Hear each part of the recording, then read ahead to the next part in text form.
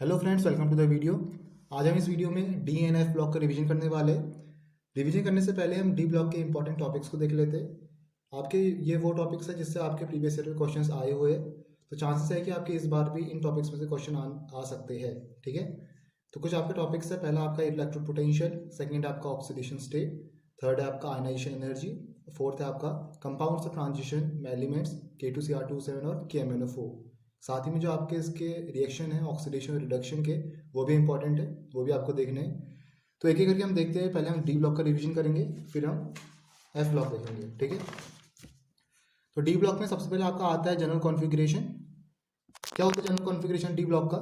n-1 D1 to 10 ns 0 से 2। n आपका है आउटर मोस्ट शेल। फिर आपका क्लासिफिकेशन और डी ब्लॉक, 4 सीरीज होती है आपके पास, 3D series, 4D series, 5D series और 6D सीरीज। मेनली आपको पढ़नी है 3D सीरीज।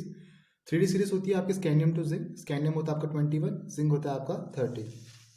नेक्स्ट आपके पास ट्रांजिशन एलिमेंट, डी ब्लॉक को हम ट्रांजिशन एलिमेंट्स भी कहते हैं। डेफिनेशन क्या होती है? Those element which have unpaired d electron are called transition element. Exception है इसमें, zinc, cadmium and mercury are not transition element. Reason क्या है? अगर आप इसका कॉन्फ़िगरेशन देखो तो आपका जो डी ऑर्बिटल है ये फुली फिल्ड है, तो फुली फिल्ड होने के कारण हम इसे ट्रांजिशन एलिमेंट नहीं कहेंगे। ठीक है, नेक्स्ट आता है आपके पास प्रॉपर्टीज और ट्रांजिशन एलिमेंट। तो डिफरेंट प्रॉपर्टीज है आपके पास ट्रांजिशन एलिमेंट्स की, एक एक करके हम पढ़ेंगे। कौन कौन सी प्रॉपर्टीज है पहले वो देख लेते हैं। पहला आपके पास atomic and ionic radii, metallic character, melting point and boiling point, density, ionization energy, standard electrode potential, oxidation state, catalytic properties, coloured ions, magnetic properties, interstitial compound और एलॉय फॉर्मेशन। तो एक एक करके देखते हैं। सबसे पहला आपके पास है atomic radii and ionic radii. तो अलॉन्ग द सीरीज होता है क्या है, आपका एटॉमिक नंबर बढ़ने के साथ आपका एटॉमिक रेडियाई डिक्रीज करेगा। तो देख सकते हैं आपकी फ्रॉम स्कैंडियम टू जिंक हमने बना रखा है। तो जैसे जैसे आपका एटॉमिक नंबर इंक्रीज कर रहा है अलॉन्ग द सीरीज, आपका एटॉमिक रेडियाई डिक्रीज कर रहा है। तो वही चीज़ ऊपर लिखी है, generally the atomic radii of D block element in a series decrease with increase in atomic number but decrease in atomic size is small after mid way. लेकिन मैग्नीज के बाद अगर आप देखो तो इसमें आपका जो एटॉमिक रेडियाई यहाँ 126 है, आयरन का देखो यहाँ भी आपका 126 है, तो एटॉमिक रेडियाई वो सेम रह रहा है। सिमिलरली निकल में देखो 124 है, कॉपर का आपका 124 है, तो सेम आपका एटॉमिक रेडियाई रह रहा है। तो रीजन देख लेते हैं। शुरुआत में होता है क्या आपका, in the beginning atomic radius decreases with the increase in atomic number as the nuclear charge increases whereas the shielding effect of d electron is small।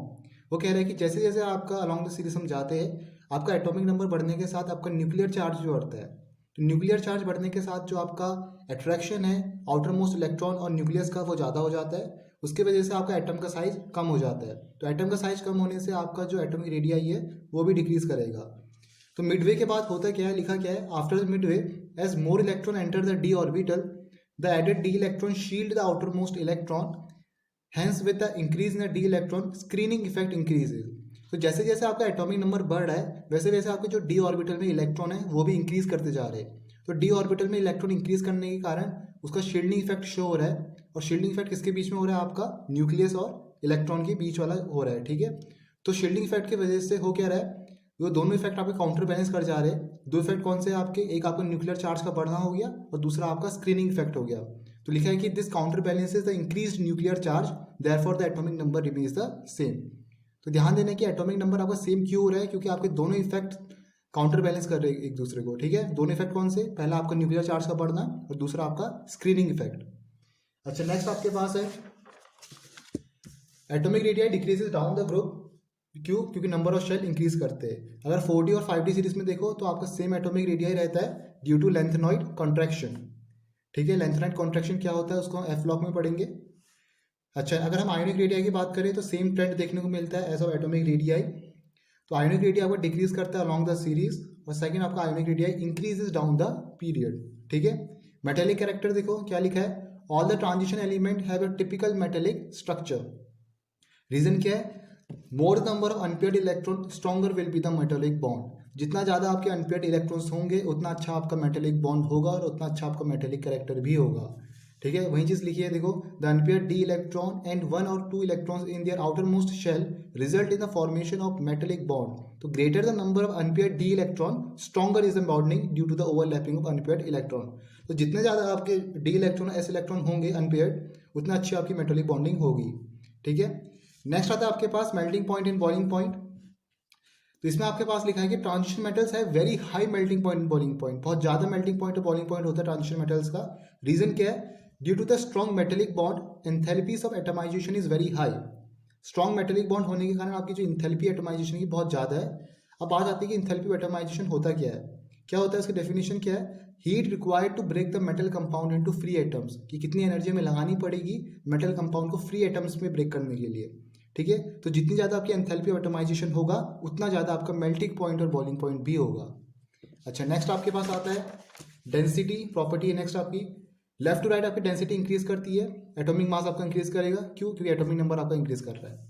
ठीक है, अच्छा नेक्स्ट आता है आपका important again ionization enthalpy important है। Along the series ionization enthalpy gradually increase करती है with increase in atomic number, means left to right आपका आयोनाइजेशन एनर्जी इंक्रीज करेगी। रीजन क्या है?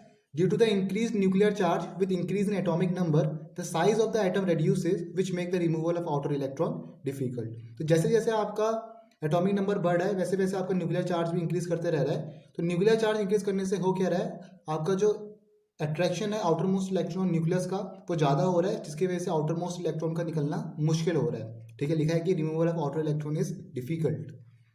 अच्छा, जो नेक्स्ट पॉइंट है वो लिखा है in series the difference between ionisation energy of any two successive d block element is less. अगर हम सीरीज में देखिए तो आपके अगर दो सक्सेसिव एलिमेंट के बीच में जो आयोनाइजेशन एनर्जी है वो बहुत कम देखने को मिलती है। यहाँ देखो स्कैंडियम में आपका 631 है, टाइटेनियम में 656 आ रही है, वेनेडियम में 650 है, क्रोमियम में 653 है। तो देखो आयोनाइजेशन एनर्जी आपकी कम है, ठीक है, डिफरेंस आपको कम देखने को मिल रहा है। रीजन क्या है इसका? Addition of d electron in the last shell with increase in atomic number provides a screening effect and screen the outer s electron from the inward nuclear attraction। तो वो क्या कह रहा है, जैसे जैसे आपका एटॉमिक नंबर बढ़ रहा है वैसे वैसे आपके डी ऑर्बिटल में इलेक्ट्रॉन भी बढ़ते जा रहे हैं, जिसकी वजह से आपका स्क्रीनिंग इफेक्ट शो हो रहा है। ठीक है, तो स्क्रीनिंग इफेक्ट एक तो आपका याला इफेक्ट शो हो रहा है, दूसरा आपका क्या हो रहा है, न्यूक्लियर चार्ज जो इंक्रीज कर रहा है जिसकी वजह से आपका जो आयनाइजेशन एनर्जी है वो इंक्रीज कर जा रही है। देयरफॉर इन दोनों इफेक्ट के शो होने की वजह से हो क्या रहा है, आपका आयनाइजेशन एनर्जी पे आपको ज़्यादा डिफरेंस देखने को नहीं मिलता है। तो वही चीज़ लिखा है, so both the effect counter balances each other, therefore ionisation energy shows a little variation. तो सेम है जो आपका एटॉमिक रेडियाई में था कि दो इफेक्ट आपके शो हो रहे थे, एक न्यूक्लियर चार्ज का बढ़ना और दूसरा आपका स्क्रीनिंग इफेक्ट। तो उसकी वजह से आपका आयनाइजेशन एनर्जी में ज़्यादा डिफरेंस नहीं हो रहा है। ठीक है, अच्छा नेक्स्ट आपके पास आता है the first ionization energy of zinc, cadmium and mercury are very high because of fully filled N-D10 NS2 configuration। ठीक है, जिंक कैडमियम मरकरी की बहुत पहली आयनाइजेशन एनर्जी बहुत ज़्यादा है। रीजन क्या है उसका? क्योंकि फुली फिल्ड इलेक्ट्रॉन्स है डी और एस ऑर्बिटल पे। ठीक है, नेक्स्ट आपका आता है एक्सेप्शन है, there is a fall in the second ionisation energy from chromium to manganese and from copper to zinc. एक एक्सेप्शन देखने को मिला है यहाँ। जो क्रोमियम है उसका आपका है 24 एटॉमिक नंबर, तो 3d5 और 4s1 आपका है लास्ट में आता है। तो 4s से आपका जब पहले इलेक्ट्रॉन निकालोगे तो निकल सकता है इजीली। नेक्स्ट आपका क्या बनेगा, यहाँ Cr पॉजिटिव बन जाएगा। अब आपका कॉन्फ़िगरेशन क्या बन चुका है, D5 की एक्स्ट्रा स्टेबिलिटी होगी, तो दूसरा इलेक्ट्रॉन निकालना यहाँ टफ रहेगा। Therefore second ionisation energy chromium की बहुत ज़्यादा होगी। लेकिन जब आप कंपेयर करो मैंगनीज पे, तो मैंगनीज में क्या हो रहा है, देखो 3d5 4s2 है लास्ट में, तो 3d में आपके 5 इलेक्ट्रॉन आएंगे, 4s पे 2 आएंगे। तो पहला इलेक्ट्रॉन निकालोगे 4s में से तो हटेगा, पहला आपका बनेगा, इसके बाद Mn पॉजिटिव, अगेन आप इससे इलेक्ट्रॉन निकाल सकते हो। देयरफॉर अगर आप कंपेयर करो मैंगनीज और क्रोमियम को, तो मैंगनीज की आयनाइजेशन एनर्जी सेकंड वाली ज़्यादा कम रहेगी इन कंपैरिजन टू क्रोमियम की सेकंड आयनाइजेशन एनर्जी। ठीक है, अच्छा नेक्स्ट अगर सिमिलरली कंपेयर करो जिंक और कॉपर को, तो जिंक का वो 30 है, तो इसमें आपका क्या है 4s2 3d10 और कॉपर में क्या 29 4s1 3d10। तो इसमें अगर आप 2 इलेक्ट्रॉन निकाल सकते हो इजीली, लेकिन अगर आप इसमें निकालने की कोशिश करोगे सेकंड वाला तो d10 में से निकलने की कोशिश करेगा वो। देयरफॉर सेकंड आयनाइजेशन एंथैल्पी आपकी कॉपर की ज़्यादा होगी इन कंपैरिजन टू जिंक की सेकंड आयनाइजेशन एंथैल्पी। ठीक है, तो ये ध्यान रखना आपका एक्सेप्शन है। अच्छा नेक्स्ट आपका आता है, कुछ क्वेश्चन देख लेते हैं जो अभी तक हमने पढ़ा है। पहला आपका है why do transition metal show variable oxidation state. क्यों आपके transition metal variable oxidation state show करते हैं? रीजन क्या है? Due to the participation of ns and n-1 d electron in bonding transition element show variable oxidation state. ns और n-d पे unpaired electron होने के कारण तो बॉन्डिंग अच्छे से करेंगे, therefore they show variable oxidation state. Next है आपका which element is the first series of transition element does not exhibit variable oxidation state and why. ठीक है। वो पूछ रहा है कि कौन सा एलिमेंट आपके फर्स्ट ट्रांजिशन सीरीज में ऐसा है जो वेरिएबल ऑक्सीडेशन स्टेट शो नहीं करता। तो कौन सा है आपका एलिमेंट, वो है जिंक। रीजन क्या है, कॉन्फ़िगरेशन देखोगे तो क्या होगा 4s2 3d10, तो फुली फिल्ड ऑर्बिटल है, देयरफॉर क्या होगा इलेक्ट्रॉन निकालना मुश्किल है, इसलिए वो वेरिएबल ऑक्सीडेशन स्टेट शो नहीं करेंगे। ठीक है, due to fully filled configuration, fully filled d electrons. ठीक है। नेक्स्ट है आपका द एंथैल्पी ऑफ एटोमाइजेशन और transition metal are quite high, give reasons. क्यों आपकी enthalpy of atomisation transition metal की बहुत ज़्यादा हो जाती है। तो पहले बात तो आपको पता है कि एंथैल्पी ऑफ एटोमाइजेशन क्या है, कि कितनी हीट आपको चाहिए कंपाउंड को एटम से ब्रेक करने के लिए। तो ये एंथैल्पी ऑफ एटोमाइजेशन आपकी हाई क्यों रहती है, क्यों, due to strong metallic bonding. और स्ट्रॉन्ग मेटेलिक बॉन्डिंग क्यों हो रही है, ड्यू टू अनपेयर्ड इलेक्ट्रॉन्स। अच्छा, नेक्स्ट पूछा है the transition metal are hard and have high melting and boiling point. क्यों आपके ट्रांजिशन मेटल हार्ड और उनकी melting point boiling point high है, क्या बताओगे, due to strong metallic bonding, पहले पढ़ा था हमने अभी। और स्ट्रॉन्ग मेटेलिक बॉन्डिंग क्यों हो रही है, greater the unpaired electron stronger will be the bonding. अच्छा, नेक्स्ट आपका है the ionisation energy first and second in the first series of the transition element are found to very irregularly. पहली और second जो आयनाइजेशन एनर्जी है first series में transition element की, वो वेरी क्यों कर रही है, ये हमने पहले ही पढ़ा था अभी पिछले उसमें। आपको ये बताना है क्रोमियम टू मैग्नीज आपका फॉल करती है second ionisation enthalpy, similarly copper to zinc भी आपकी फॉल करती है। तो ये सब आपको इसमें रीजन देने हैं। ठीक है। अच्छा, नेक्स्ट आपका आता है क्वेश्चन, वो है give reasons transition element exhibit paramagnetic behaviour. क्यों आपके transition element paramagnetic behaviour show करते हैं।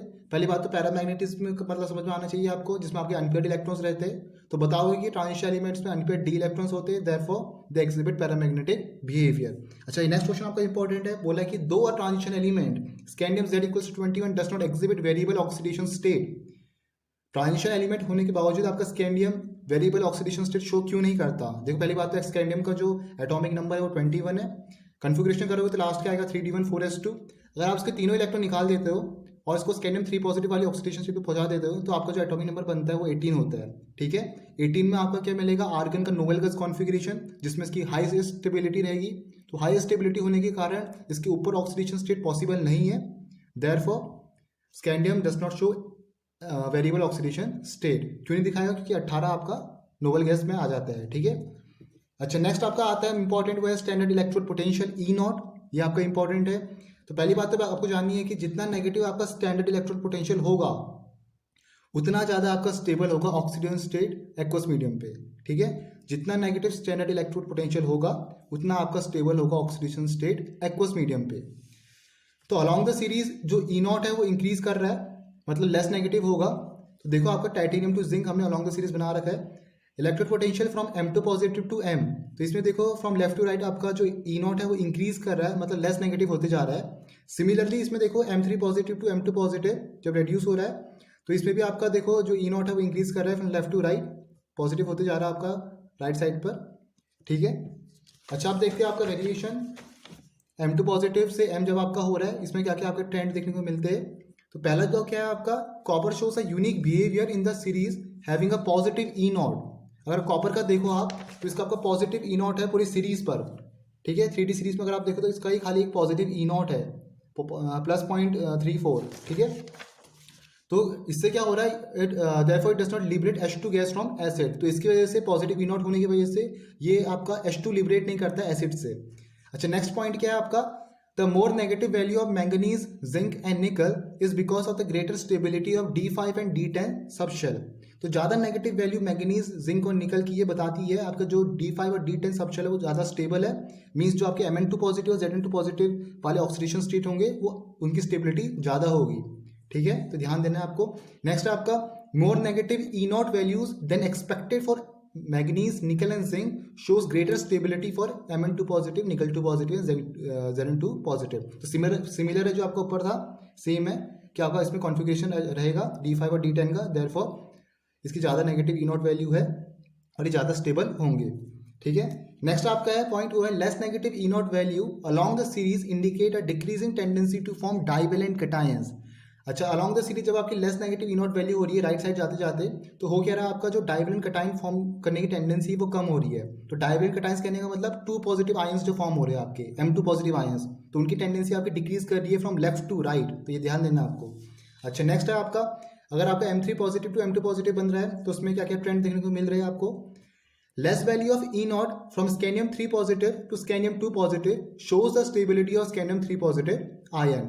कम वैल्यू ई नॉट की scandium 3 positive to scandium 2 positive आपको बता रही है कि आपका स्टेबल कितना है स्कैंडियम 3 पॉजिटिव आयन। क्यों है स्टेबल? क्योंकि आपका नोबल गैस कॉन्फ़िगरेशन अटेन करेगा आर्गन का। अच्छा, नेक्स्ट आपका है the high value of E naught M3 positive to M2 positive shows the stability of M2 positive ion due to the D5 configuration. अच्छा, ई नॉट की high value कहने के बाद ज़्यादा positive value from Mn3 positive to Mn positive बता रहे हैं कि आपका Mn2 पॉजिटिव आयन स्टेबल है, क्योंकि आपके Mn2 पॉजिटिव आयन में डी में आपके 5 अनपेयर्ड इलेक्ट्रॉन होंगे, जिसकी उसकी हाफ एक्स्ट्रा स्टेबिलिटी होगी। ठीक है, नेक्स्ट आपका है less value of E naught Fe3 positive to Fe2 positive shows the extra stability of Fe3 positive ion. तो कम वैल्यू ई नॉट की इलेक्ट्रिक पोटेंशियल की बता रही है कि आपका Fe3 पॉजिटिव आयन स्टेबल है। अच्छा, नेक्स्ट आपका है the high value of zinc shows the stability of Zn2 positive ion. तो high value of electric potential zinc की बता रहा है कि आपका Zn2 प्लस आयन स्टेबल है because of D10 configuration, fully filled configuration है उसका। अच्छा, नेक्स्ट आपका आता है इसमें कुछ क्वेश्चन देख लेते हैं हम इलेक्ट्रिक पोटेंशियल में से। पहला क्वेश्चन आपका आया है how would you account of the following the E naught M2 positive to M for copper is positive. ठीक है, 0.34 वोल्ट। ऐसा क्यों है कि आपका पूरे सीरीज में खाली कॉपर ही एक ऐसा है जिसका पॉजिटिव इलेक्ट्रिक पोटेंशियल है। तो दो रीजन है आपके। सबसे पहले तो आपका क्या है, जो इंथैल्पी ऑफ एटोमाइजेशन है कॉपर की वो बहुत हाई है। ठीक है, और सेकंड क्या है, हाइड्रेशन एनर्जी बहुत कम है।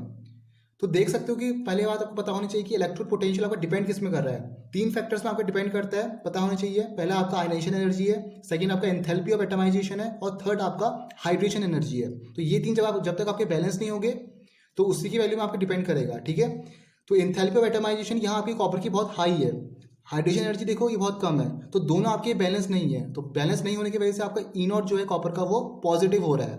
ठीक है, ध्यान देना है आपको। नेक्स्ट है आपका account for the following E naught value for the Mn3 positive to Mn2 positive couple is much more positive than that for the chromium 3 positive to chromium 2 positive। वो बोल रहा है कि E naught वैल्यू मैग्नीज की ज़्यादा positive क्यों है then that of chromium. ठीक है, रीजन क्या है, the high value of manganese is due to the D5 configuration of Mn2 positive ion which is more stable. तो ज़्यादा पॉजिटिव Mn वैल्यू बता रहे हैं कि आपका जो M2 पॉजिटिव आयन है, Mn2 पॉजिटिव आयन है वो ज़्यादा स्टेबल है, क्योंकि उसका D5 कॉन्फ़िगरेशन एक्स्ट्रा स्टेबिलिटी है उसकी। ठीक है, लेकिन जब आप कंपेयर करो क्रोमियम वाले पे तो लो वैल्यू ऑफ क्रोमियम बता रहे हैं कि आपका जो Cr3 पॉजिटिव आयन है ये ज़्यादा स्टेबल है। ठीक है, मीन्स इसका कहने का मतलब है कि ये आपका Cr3 positive Cr2 positive pay convert नहीं हो पाएगा, देयरफॉर इसकी लो वैल्यू है इलेक्ट्रिक पोटेंशियल की। तो ध्यान देना है आपको यहाँ पर। नेक्स्ट है आपका E naught M2 positive to M values are not regular for first pro transition series 3D series give reasons. तो बोल रहा है कि इलेक्ट्रिक पोटेंशियल आपका जो फर्स्ट प्रो ट्रांजिशन सीरीज का है उसका ट्रेंड आपका रेगुलर क्यों नहीं है। तो रीजन क्या है, आपको पहले बताया था मैंने कि आपका 3 फैक्टर्स पे डिपेंड करता है। तो यहाँ आपका एक फैक्टर्स बैलेंस नहीं हो पाता है, वो कौन सा है, due to the increase in the sum of first and second ionisation enthalpy the trend is not regular. जो फर्स्ट और सेकंड आयनाइजेशन एंथैल्पी में आपको ट्रेंड देखने को मिला था, जो हमने पहले पढ़ा था आयनाइजेशन एनर्जी पे, वो आपका रेगुलर नहीं है। उसकी वजह से आपका जो इलेक्ट्रिक पोटेंशियल है उसका भी ट्रेंड आपका रेगुलर नहीं हो पाता है। ठीक है, एक और रीजन है इसका, the enthalpy of sublimation do not show any regular trend. जो आपकी एंथैल्पी ऑफ सब्लिमेशन है वो भी रेगुलर ट्रेंड नहीं दिखाती है। एंथैल्पी ऑफ सब्लिमेशन कहने का मतलब जो आपका एंथैल्पी एटोमाइजेशन है फ्रॉम सॉलिड टू गैस जो फॉर्म हो रहा है। ठीक है, नेक्स्ट क्वेश्चन आपके पास है Mn3 positive is a good oxidising agent. Reason बताना है क्यों आपका Mn3 पॉजिटिव एक अच्छा ऑक्सीडाइजिंग एजेंट है। क्या बताओगे, large positive E naught value होने के कारण आपका जो मैग्नीज है वो एक अच्छा ऑक्सीडाइजिंग एजेंट है due to having the large positive E naught value. ठीक है, इसलिए आप कह सकते हो कि आपका Mn3 पॉजिटिव इजीली रेड्यूस कर सकता है Mn2 पॉजिटिव में, क्योंकि यहाँ आपको क्या मिल जाएगा, D5 कॉन्फ़िगरेशन। जहाँ आपको D5 कॉन्फ़िगरेशन मिलेगा Mn2 पॉजिटिव में, देयरफॉर उसकी large positive E naught value है, इसलिए वो एक गुड ऑक्सीडाइजिंग एजेंट की तरफ एक्ट करेगा। अच्छा, नेक्स्ट आपका है वो आता है अगेन आपका इंपॉर्टेंट है ऑक्सीडेशन स्टेट। ठीक है, इसमें आपको ज़्यादा दिमाग लगाने की जरूरत नहीं है, इसमें हम प्रीवियस ईयर क्वेश्चंस को देखेंगे, उसी से हम पढ़ेंगे। कुछ आप इंपॉर्टेंट चीज़ें हैं वो आपको ध्यान रखने हैं। पहली बात तो आपको देखना है कि जो 3D सीरीज में जो आपका मोस्ट कॉमन ऑक्सीडेशन स्टेट होता है वो +2 है। ठीक है, मोस्ट कॉमन ऑक्सीडेशन स्टेट आपका 3D सीरीज में +2 होता है, एक्सेप्ट स्कैंडियम। स्कैंडियम का +3 होगा, क्यों होगा पता है आपको, कि उसमें आपका नोबल गैस बन जाएगा। और वैसे आपको पता होगा कि मोस्ट कॉमन ऑक्सीडेशन स्टेट आपका +2 रहेगा। ठीक है, elements which show greater number of oxidation states are in the middle. वो एलिमेंट जो आपके ज्यादा नंबर ऑफ ऑक्सीडेशन स्टेट दिखाएंगे वो आपके बीच में होंगे। कौन कौन से है, क्रोमियम हो गया, मैंगनीज हो गया और आयरन हो गया। ठीक है, अच्छा, नेक्स्ट पॉइंट क्या है, manganese shows the highest number of oxidation state from +2 to +7। +2 से +7 आपका manganese highest number of oxidation state दिखाएगा। ठीक है, रीजन बताओगे, due to maximum number of unpaired electron. ठीक है, तो इसमें आपको ज़्यादा करने की जरूरत नहीं है, हम इस प्रीवियस ईयर से देखेंगे क्वेश्चन। ठीक है, अच्छा नेक्स्ट है आपका which element in the question, आपका which element in the first series of transition element does not exhibit variable oxidation state and why. तो कौन सा बोला है कि कौन सा एलिमेंट आपको पहला ट्रांजिशन सीरीज में जो ज़्यादा ऑक्सीडेशन स्टेट नहीं दिखाता, पहले भी किया था हमने, कौन सा है, जिंक है, क्योंकि कंप्लीटली फिल्ड डी इलेक्ट्रॉन्स होंगे उस पर। अच्छा, नेक्स्ट आपसे पूछा है how would you account for the following, the highest oxidation state of a transition metal is usually exhibited in its oxide. अच्छा, ये इंपॉर्टेंट क्वेश्चन है आपका, बोला है कि क्यों आपका हाईएस्ट ऑक्सीडेशन स्टेट जो दिखाता है ट्रांजिशन मेटल वो ज़्यादातर आपका ऑक्साइड में दिखाता है। तो पहली बात तो आपको ये समझना है, यूजुअली होता क्या है कि जो आपके हाईएस्ट ऑक्सीडेशन स्टेट दिखाते हैं वो हेलोजेंस दिखाते हैं और ऑक्सीजन्स दिखाते हैं। ठीक है, हेलोजेंस कहने का मतलब फ्लोरीन, क्लोरीन, ब्रोमीन, आयोडीन आपके ज़्यादा ऑक्सीजन स्टेट दिखाएंगे और यहाँ आपका ऑक्सीजन दिखाएगा ज़्यादा ऑक्सीजन स्टेट। तो यही दो आपके जो है ये ज़्यादा ऑक्सीडेशन स्टेट दिखाते हैं। इसमें भी आपका जो फ्लोरीन और ऑक्सीजन है ये आपके मैक्सिमम ऑक्सीडेशन स्टेट दिखाएंगे due to small size and high electronegativity. ठीक है, लेकिन होता क्या है, ऑक्सीजन आपका यहाँ मल्टीपल बॉन्डिंग शो करता है। ऑक्सीजन की मल्टीपल बॉन्डिंग होने के कारण होता क्या है कि ऑक्साइड आपका हाईएस्ट ऑक्सीडेशन स्टेट दिखाता है in comparison to fluorine. Reason वही है कि आपके मल्टीपल बॉन्डिंग शो करता है। मल्टीपल बॉन्डिंग कहने का मतलब एक से आपके ज़्यादा बॉन्ड बनाएगा, double bond, triple bond, like this. ठीक है, लेकिन फ्लोरीन आपका नहीं बना पाता, इन जनरल आपका सिंगल बॉन्ड ही बनाता है फ्लोरीन। ठीक है, therefore due to multiple bonding of oxygen the highest oxidation state of a transition metal is usually exhibited in its oxide. तो ध्यान देना आपको। नेक्स्ट है आपका the oxidising power of the following 3 oxo ions in the series follows the order. ठीक है, आपको reason बताना है ऐसा क्यों है, क्यों आपका VO2 प्लस कम है CrO2 SN2 नेगेटिव से और ये क्यों लेस है आपका MnO4 नेगेटिव से। ठीक है, तो ऑक्सीडाइजिंग पावर पूछी है, तो सबसे पहले तो पता होना चाहिए कि जो ऑक्सीडाइजिंग पावर डिपेंड किस में करेगी, ऑक्सीडेशन स्टेट पर। ठीक है, जितना ज़्यादा आपका ऑक्सीडेशन स्टेट होगा उतना ज़्यादा आपकी ऑक्सीडाइजिंग पावर होगी। ठीक है, तो यहाँ देखो आपका ऑक्सीडेशन स्टेट इसमें कितना आएगा, VO2 प्लस पे यहाँ आपका +5 आएगा, यहाँ आपका +6 आएगा और यहाँ आपका आएगा +7। ठीक है, तो जितना ज़्यादा आपका ऑक्सीडेशन स्टेट उतनी ज़्यादा आपका ऑक्सीडाइजिंग पावर। अच्छा, नेक्स्ट आता है आपका वो है question, write all the common oxidation states of the 3D series scandium to zinc. ठीक है, आपको कॉमन ऑक्सीडेशन स्टेट लिखने हैं 3D सीरीज में फ्रॉम स्कैंडियम टू जिंक। अच्छा, खाली कॉमन पूछे तो स्कैंडियम का देखो +3 होता है, पता होना चाहिए, याद हो जाएगा आपको, +3 होगा क्योंकि नोबल गैस आपका अटेन करेगा। टाइटेनियम में देखो +4 होता है आपका, याद रखने के लिए आप Ti2O3 कर सकते हो, टाइटेनियम ऑक्साइड। ठीक है, अगर याद नहीं होता +4 होता है आपका। वेनेडियम का +5 रहता है, याद करने के लिए आप V2O5 को याद कर सकते हो। वेनेडियम पेंटाऑक्साइड जो आपके कॉन्टैक्ट प्रोसेस में आपको पता होगा P ब्लॉक में जो आपका कैटलिस्ट यूज होता है कॉन्टैक्ट प्रोसेस के उस पर। अच्छा, क्रोमियम का जो कॉमन ऑक्सीडेशन स्टेट होता है वो +6 होता है। अच्छा, याद करने के लिए कॉमन ऑक्सीडेशन स्टेट आप कर सकते हो K2Cr2O7 पोटेशियम डाइक्रोमेट। मैंगनीज का होता है आपका +7, इसको याद करने के लिए आप पोटेशियम पर मैग्नेट को याद कर सकते हो। आयरन का जो होता है आपका Fe का होता है वो +2 और +3 आपके कॉमन ऑक्सीडेशन स्टेट होते हैं, ये आपको याद हो ही जाएंगे। कोबाल्ट का भी सिमिलरली +2 +3 होता है, ये आपका इजी है। निकल का +2 होगा कॉमन जो रहता है आपका।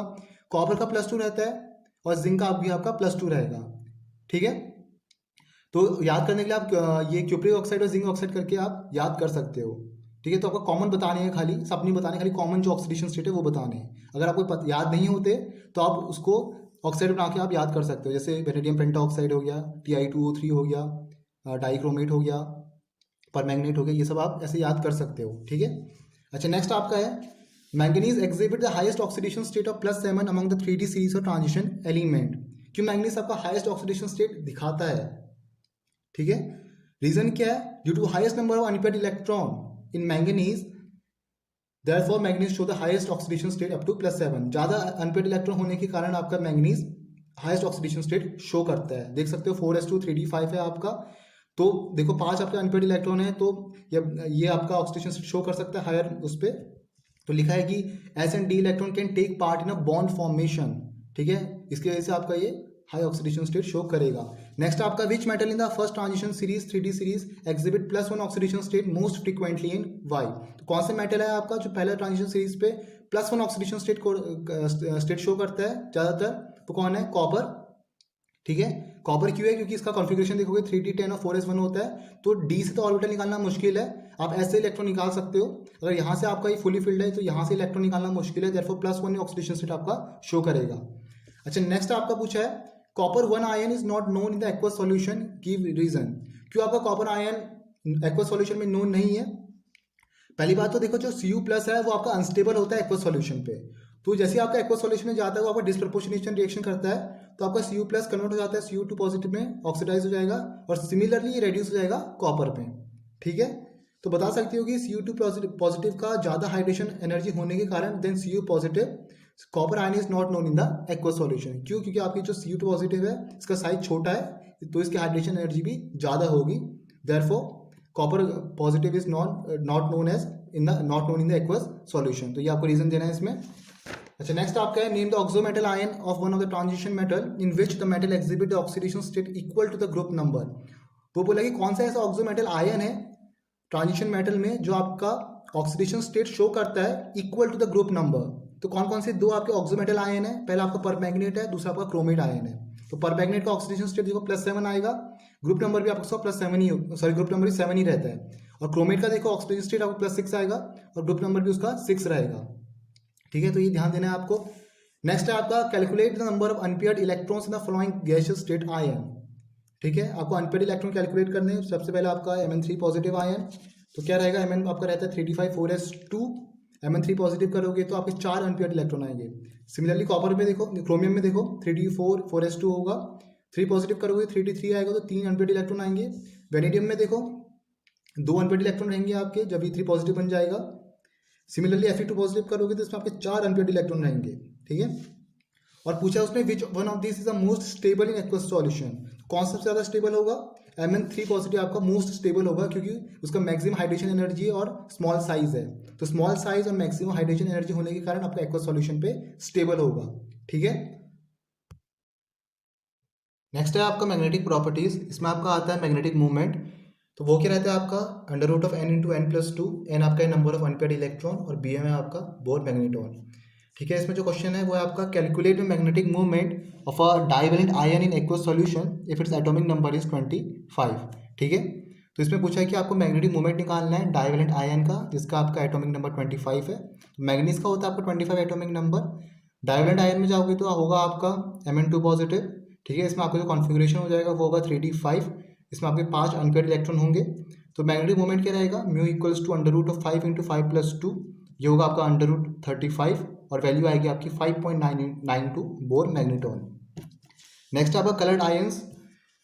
दो इंपॉर्टेंट क्वेश्चन जो आते हैं आपके इसमें वो है एक्सप्लेन व्हाई कंपाउंड और transition element are often coloured. तो रीजन क्या बताओगे? It is due to the absorption of radiation from visible light region to promote an electron from one of the d orbitals to another. Next है आपका scandium 3 positive is colourless in aqueous solution whereas titanium 3 positive is coloured. तो reason क्या है?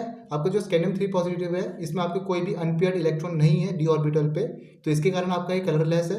लेकिन जब आप compare करो titanium 3 positive पर तो आपका इसमें एक इलेक्ट्रॉन रहता है d ऑर्बिटल में, तो ये आपका ट्रांजिशन कर सकता है, dd ट्रांजिशन हो सकता है इस पर, देयरफॉर आपका टाइटेनियम 3 पॉजिटिव कलर्ड है। नेक्स्ट है आपका फॉर्मेशन ऑफ कॉम्प्लेक्स कंपाउंड।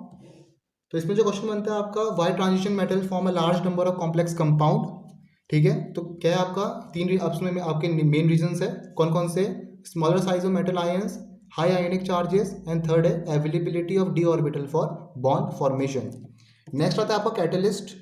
इसमें जो क्वेश्चन बनता है आपका वो है why transition metals and many of their compound act as a good catalyst. ठीक है, तो रीजन क्या है आपका इसमें, जो आपके ट्रांजिशन मेटल होते हैं ये आपके वेरिएबल ऑक्सीडेशन स्टेट शो करते हैं, तो इसकी वजह से होता है क्या है कि आपका एक अनस्टेबल इंटरमीडिएट फॉर्म होता है, तो ये आपका रेडिली चेंज करता है प्रोडक्ट पर। ठीक है, नेक्स्ट है आपका प्रॉपर्टी वो है इंटरस्टिशियल कंपाउंड की। क्या होते हैं? Those compound which are formed when small atom like hydrogen, carbon और nitrogen are trapped inside a crystal lattice of metal. इसमें भी कैरेक्टरिस्टिक्स इंपॉर्टेंट है, 3 आपकी इंपॉर्टेंट कैरेक्टरिस्टिक्स है, high melting point, very hard compounds और they are chemically inert.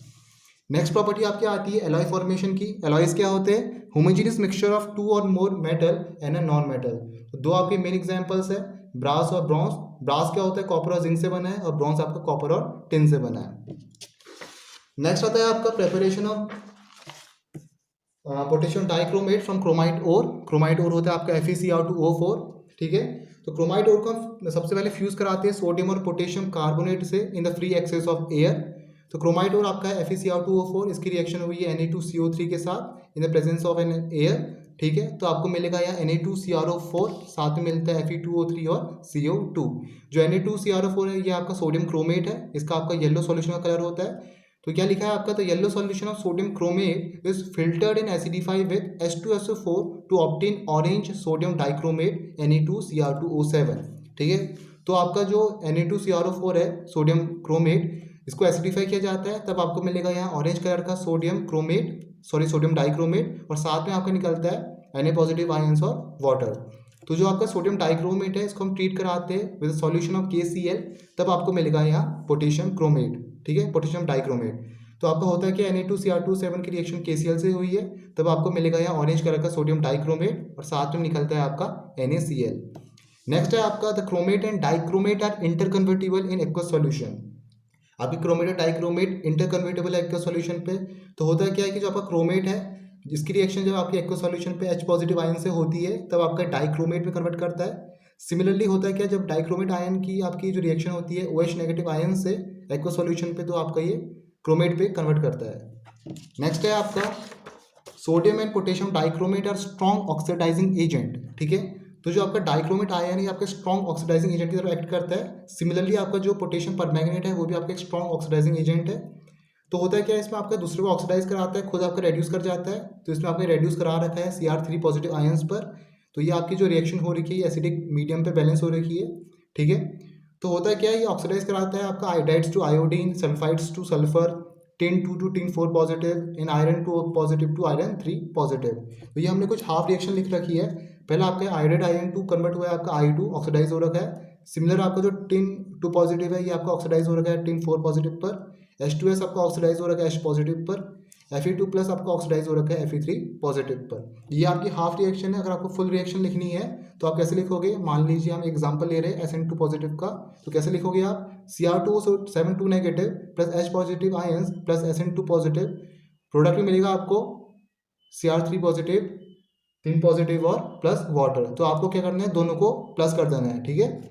Next आपकी preparation आती है पोटेशियम परमैंगनेट की KMnO4। तो कैसे प्रिपेयर होता है, it is prepared by fusion of MnO2 with an alkali metal hydroxide and an oxidising agent KNO3, ठीक है। तो MnO3 आपका क्या रिएक्ट करेगा KOH के साथ, साथ में डाइऑक्सीजन, तब आपको मिलेगा प्रोडक्ट में K2MnO4 और वाटर। अच्छा, नेक्स्ट आपका इसमें आता है, तो जो आपका डार्क ग्रीन K2MnO4 है ये डिस्प्रपोर्शनेट करता है इन अ न्यूट्रल और acidic solution to give permanganate, ठीक है। तो आपका जो ये मैग्नेट आयन है इसका जब एसिडिफिकेशन होगा तब आपका ये परमैंगनेट आयन बनाता है, साथ में आपको मिलेगा MnO2 और वाटर, ठीक है। तो अगर आपकी रिएक्शन करोगे K2MnO4 और HCl की, तब आपको मिलेगा KMnO4 जो है आपका पोटेशियम परमैंगनेट, और साथ में निकलता है आपका MnO2। तो जो आपका मैग्नेट आयन का कलर होता है वो ग्रीन होता है और जो परमैंगनेट का कलर होगा वो पर्पल होगा, ठीक है।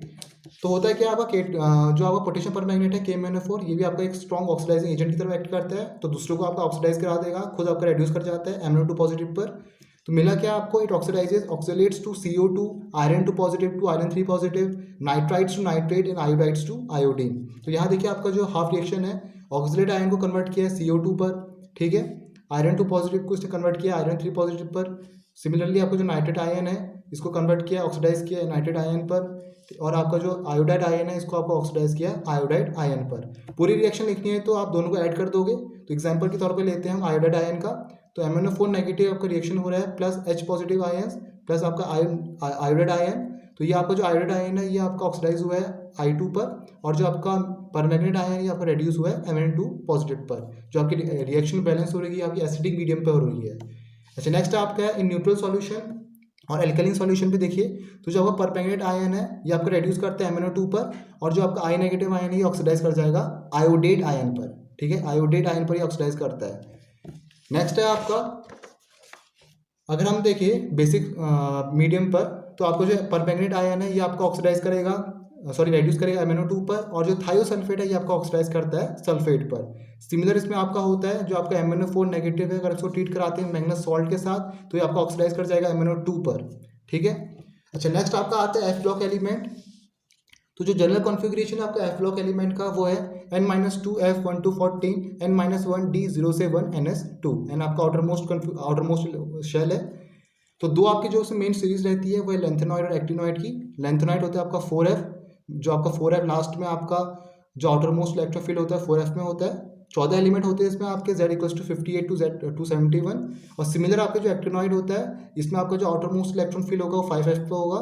इसमें भी आपके 14 एलिमेंट्स होते हैं z=90 to 103। तो जो मोस्ट कॉमन ऑक्सीडेशन स्टेट है आपका लेंथेनॉइड का वो होगा +3। एक्सेप्शन रहता है सीरियम, यटेरियम और यूरोपियम का, इसमें आपका +4 कॉमन रहेगा। यटेरियम में +2 रहता है और यूरोपियम में +2 रहता है। ठीक है, नेक्स्ट है आपका lanthanoid, they are highly electropositive, जबकि हाईली इलेक्ट्रोपॉजिटिव रहते हैं। अच्छा, नेक्स्ट आता है आपका मोस्ट इंपॉर्टेंट लेंथेनॉइड कॉन्ट्रैक्शन। तो होता है क्या लेंथेनॉइड कॉन्ट्रैक्शन? सबसे पहले डेफिनेशन देख लो। The decrease in the atomic and ionic radii of lanthanoid with increasing atomic number is known as lanthanoid contraction. ठीक है, तो बोल क्या रहा है कि जैसे जैसे आपका एटॉमिक नंबर इंक्रीज करता है वैसे वैसे आपका एटॉमिक रेडियाई डिक्रीज करना शुरू हो जाता है, तो वही आपका लेंथेनॉइड कॉन्ट्रैक्शन है। वैसे भी अगर आयोनिक रेडियाई में बात करो तो आपका लेंथेनम टू ल्यूटेटियम आपका आयोनिक रेडियाई डिक्रीज करेगा। अच्छा, तो नेक्स्ट क्वेश्चन आपको पूछा जाता है कि वाई लेंथेनॉइड कॉन्ट्रैक्शन, क्यों आपका लेंथेनॉइड कॉन्ट्रैक्शन हो रहा है? ठीक है, तो रीजन क्या होता है आपको? हो क्या रहा है कि लेंथेनम टू ल्यूटेरियम आपका एटॉमिक रेडियाई डिक्रीज कर रहा है। तो रीजन क्या है? जैसे जैसे आपका एटॉमिक नंबर बढ़ रहा है वैसे वैसे आपका न्यूक्लियर चार्ज इंक्रीज करते जा रहा है। तो न्यूक्लियर चार्ज की इंक्रीज करने से जो आपका अट्रैक्शन है आउटर मोस्ट इलेक्ट्रॉन और न्यूक्लियस के बीच में वो ज़्यादा हो रहा है। और सिमिलर क्या हो रहा है आपका, वो एटॉमिक नंबर बढ़ने के साथ आपका जो एफ इलेक्ट्रॉन में इलेक्ट्रॉन है वो भी ज़्यादा ज़्यादा आते जा रहे हैं। उसकी वजह से क्या हो रहा है, जो एफ इलेक्ट्रॉन की शील्डिंग है वो पुअर हो रही है। ठीक है, तो ध्यान रखना कि आपका पुअर शील्डिंग हो रही है एफ इलेक्ट्रॉन की। तो therefore poor shielding of f electron की वजह से हो क्या रहा है, ये दोनों इफेक्ट आप एक दूसरे को काउंटर बैलेंस नहीं कर पा रहे। तो काउंटर बैलेंस नहीं करने की वजह से हो क्या रहा है आपका जो एटॉमिक और आयोनिक रेडियाई में आपको डिक्रीज देखने को मिल रहा है। तो ये आपको मेन रीजन देना है। आप सीधा ये भी लिख सकते हो कि due to poor shielding of f electron lanthanoid contraction take place. Next आता है आपका एक्टिनॉइड, इसमें जो कॉमन ऑक्सीडेशन स्टेट है वो है आपका +3। ठीक है, नेक्स्ट आपको पूछा है कि they have more compounds in +3 state. ठीक है, जो आपके जो एक्टिनॉइड्स है ज़्यादा कंपाउंड आपके बनाते हैं +3 स्टेट में। और नेक्स्ट आपका +3 and +4 ions tend to hydrolyse, जो आपके +3 और +4 ऑक्सीडेशन स्टेट में आयंस रहते हैं वो जल्दी हाइड्रोलाइज कर जाते हैं। और नेक्स्ट बोला है actinoid shows greater range of oxidation state due to comparable energies of 5s 6d and 7s levels. ठीक है, जो आपके एक्टिनॉइड होते हैं ये ज़्यादा ऑक्सीडेशन स्टेट इसलिए दिखा रहे हैं क्योंकि जो इसकी 5s 6d और 7s लेवल्स होते हैं उसकी जो आपकी कंपेरेबल एनर्जीज है। अच्छा, कुछ क्वेश्चन देख लेते हैं एफ ब्लॉक में से। पहला क्वेश्चन आपका बोला है कि lanthanum 3 positive and lutetium 3 positive do not show any colour in solution. तो रीजन क्या है आपका? अगर लेंथेनम 3 पॉजिटिव में देखो तो इसमें आपका 4 ऑर्बिटल में 0 इलेक्ट्रॉन्स है, तो नो अनपेड इलेक्ट्रॉन होने की वजह से सेम आपका ल्यूटेटियम में हो रहा है, इसमें आपका फुली फिल्ड इलेक्ट्रॉन्स है, तो कोई भी आपका अनपेड इलेक्ट्रॉन नहीं है, तो ये कोई भी कलर इंपार्ट नहीं करेंगे। क्योंकि आपको पता है कि कलर तभी इंपार्ट होगा जब आपका अनपेड इलेक्ट्रॉन्स होंगे, जब आपका पैरामैग्नेटिक बिहेवियर शो होगा। सेकंड आपका है zirconium z=40 and hafnium z=72 है ऑलमोस्ट आइडेंटिकल रेडियाई। तो पता है रीजन आपको, सेम रेडियाई है तो बोलना है कि लेंथेनॉइड कॉन्ट्रैक्शन आपका होगा। नेक्स्ट है आपका write electronic configuration of cerium 3 positive ion and calculate the magnetic moment on the basis of spin only formula. और एटॉमिक नंबर सीरियम का दिया है 58। तो इलेक्ट्रॉनिक कन्फिगरेशन सीरियम का क्या होता है, C3 पॉजिटिव आयन का क्या होगा? पहले सीरियम का देखो आप, लास्ट में जो वो होगा आपका 4f1 5d1 6s2 आएगा। यहाँ तक आपका जेनॉन का कॉन्फ़िगरेशन तक रहता है। लेकिन जब C3 पॉजिटिव आयन करोगे तो 3 आपके इलेक्ट्रॉन यहाँ से निकल जाएंगे, 4f में आपका 1 इलेक्ट्रॉन बचेगा। तो मैग्नेटिक मोमेंट निकालोगे μ = n/n+2, तो इसमें आपका रहेगा √1 × 1+2 और √3 रहेगा जिसकी वैल्यू होगी 1.73 बोर मैग्नेटॉन। नेक्स्ट आपका क्वेश्चन है name an important alloy which contains some of the lanthanoid metal, mention its 2 uses. तो कौन सा ऐसा इंपॉर्टेंट एलॉय है जो जिसमें आपके कुछ लेंथेनॉइड मेटल्स होंगे? वो है आपका मिश मेटल। होता है क्या, उसमें आपका लेंथेनॉइड मेटल्स रहते हैं 95% के उस पर, और आयरन आपका 5% रहता है, बाकी आपका ट्रेसेस रहते हैं सल्फर, कार्बन, कैल्शियम और बाकी एटसेट्रा। ठीक है, यूजेस पूछा है, 2 आप इंपॉर्टेंट दोगे। It is use to produce bullet shells, और सेकंड आपका it is use as a catalyst in petroleum cracking. तो ये थे आपके डी और एफ ब्लॉक का पूरा। Hope you like the video, thank you for watching the video.